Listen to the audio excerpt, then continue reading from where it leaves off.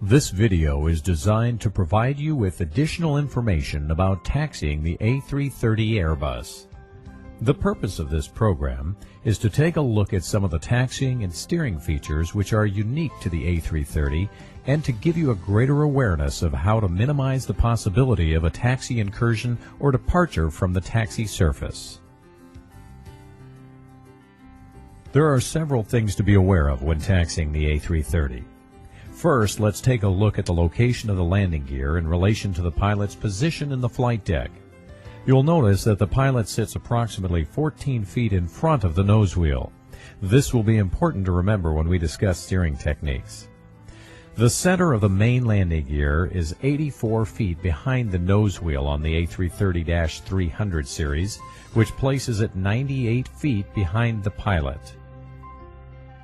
The rudder pedals provide plus or minus 6 degrees of nose wheel steering and can be used at low speeds and straight taxiways as well as very shallow turns. In sharper turns, the tiller must be used. It is always recommended that the pilot keep a hand on the tiller while taxiing the aircraft, even when steering with the rudder pedals. The tiller uses steer-by-wire technology, which has no mechanical connection to the nose wheel. It is important to know that the tiller deflection and the nose wheel angle are not linear, and that the tiller forces are light regardless of the amount of deflection. Because the noise levels on the flight deck are low, pay close attention to the N1 gauges during initial thrust application. Aircraft response to thrust lever movement can be slow, particularly at high gross weights. For breakaway thrust, N1 should not exceed 40%. Any thrust setting above 40% N1 requires assurance that the area behind the aircraft is clear. Asymmetric thrust can be used to initiate a tight turn and to keep the aircraft moving during the turn. It is important that once a turn has been started, you avoid stopping during the turn because of the excessive thrust required to get the aircraft moving again.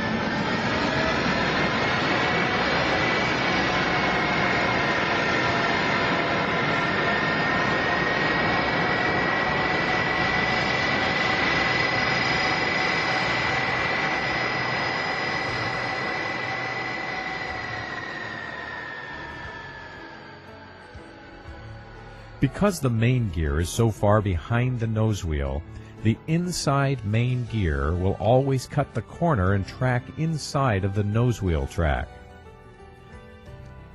The following example demonstrates the fact that more oversteer is required than you would often think.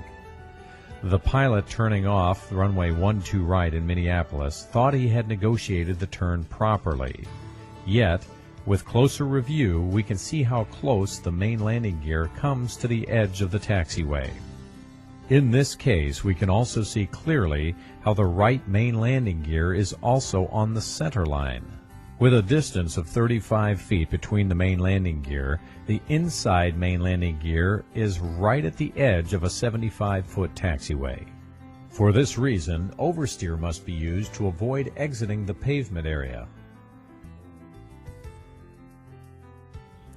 When taxiing on a straight taxiway, the aircraft will be properly aligned on the center line when the center line is lined up between the PFD and the ND. When making a turn of 90 degrees or more, you should maintain an aircraft taxi speed of 10 to 12 knots. If throughout the turn at any time your speed should fall below 5 knots, additional thrust will be required to prevent the aircraft from coming to a stop during the turn. Differential thrust can be used when required, but differential braking is not recommended due to the excessive stress it may cause on the landing gear. As a reminder, it is not permitted to make a braked pivot turn where the inside main gear is fully stopped. To determine where to begin a turn of 90 degrees or more, it is important to remember that oversteer is required.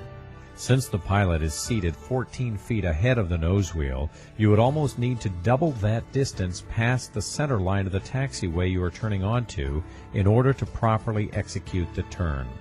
One way of doing this would be to note when you pass the center line of the taxiway you are turning onto. The center line should intersect the fuselage around door 2 prior to initiating the turn. Depending on the width of the new taxiway, this could have you almost even with the farthest edge of the taxiway when you start the turn.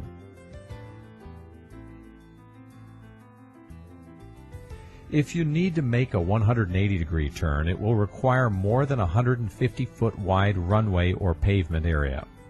The following graphic out of the AOM Volume 1 details the geometry of executing a 180-degree turn on a runway.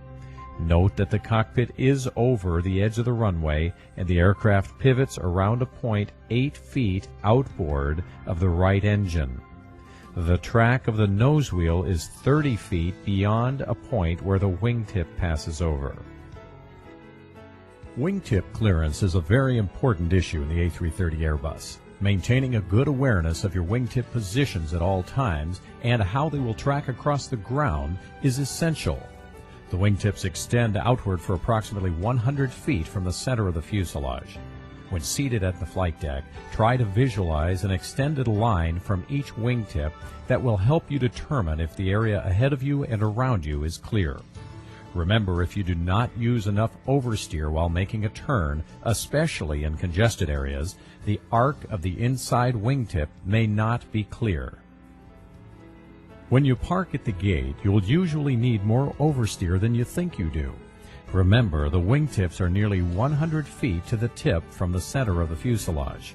As you can see in this situation, turning too early can result in improper alignment and the possibility that a wingtip could strike a nearby object. If ever in doubt, stop the aircraft and call for a tug.